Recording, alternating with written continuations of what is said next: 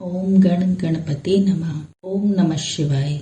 मेरे इस चैनल पर आप सभी का हार्दिक स्वागत है। आज हम सोम प्रदोष के व्रत की कथा को सुनेंगे।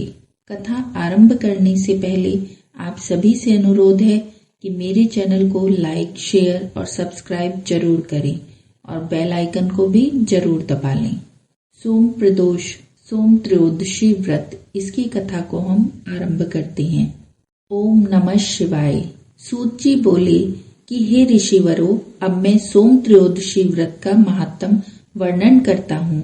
इस व्रत के करने से शिव पार्वती जी प्रसन्न होते हैं।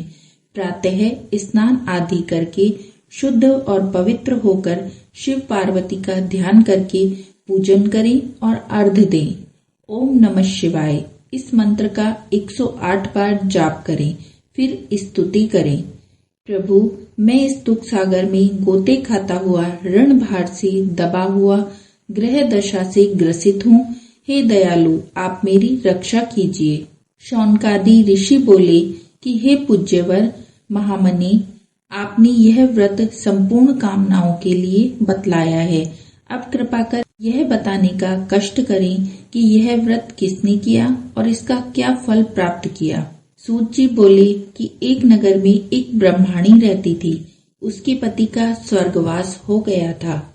कोई भी उसका धीर धैर्य न था, इसीलिए वह सुबह होते ही अपने पुत्र के साथ भीख मांगने के लिए निकल जाती थी और जो कुछ भी भिक्षा में उसे प्राप्त होता था उसी से वह अपना और अपने पुत्र का पालन करती थी। एक दिन वह ब्रह्माणी भीख मांगकर लौट रही थी, तब उसे रास्ते में एक लड़का मिला। उसकी दशा बहुत ही खराब थी। ब्रह्माणी को उस लड़के पर बहुत दया आई। वह उसे अपने साथ अपने घर पर लेकर आ गई। वह लड़का विदर्भ का राजकुमार था। पड़ोसी राज्य ने उसके पिता पर आक्रमण करके उसके राज्य पर कब्जा कर लिया था, इसलिए वह लड़का भी मारा मारा फिर रहा था। ब्रह्माणी के घर पर वह भी ब्राह्मण कुमार की तरह ही पलने लगा। ब्रह्माणी उसे अपने पुत्र के समान ही प्रेम करती थी। एक दिन ब्राह्मण कुमार और राजकुमार दोनों खेल रहे थे। खेलते खेलते वो दोनों एक वन में चले गए। उन्हें वहां गंधर्व कन्याएं मिली। गंधर्व कन्याओं ने उन्हें देख लिया। गंधर्व राजकुमारी उस राजकुमार पर मोहित हो गई। वो राजकुमार के पास आई। ब्राह्मण कुमार तो अपने घर वापस आ गया, लेकिन राजकुमार अंशुमति नामक गंधर्व कन्या से बात करने लगा। दूसरे दिन अंशुमति अपने माता पिता को राजकुमार से मिलवाने के लिए लाई। उनको राजकुमार बहुत पसंद आया। कुछ दिनों में ही अंशुमति के माता पिता को भगवान शंकर ने स्वप्न में आदेश दिया कि वे अपनी कन्या का विवाह राजकुमार से कर दें।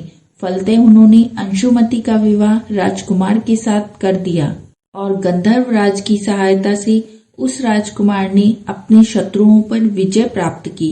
ब्रह्माणी को ऋषियों ने आज्ञा दे रखी थी कि वह सदा प्रदोष का व्रत करती रहे। उसके व्रत के प्रभाव और गंधर्व राज की सेनाओं की सहायता से राजकुमार ने विदर्भ के सभी शत्रुओं को मार भगाया और अपने पिता के राज्य को पुनः प्राप्त किया और वहां आनंद पूर्वक रहने लगा। राजकुमार ने ब्राह्मण को अपना प्रधानमंत्री बनाया।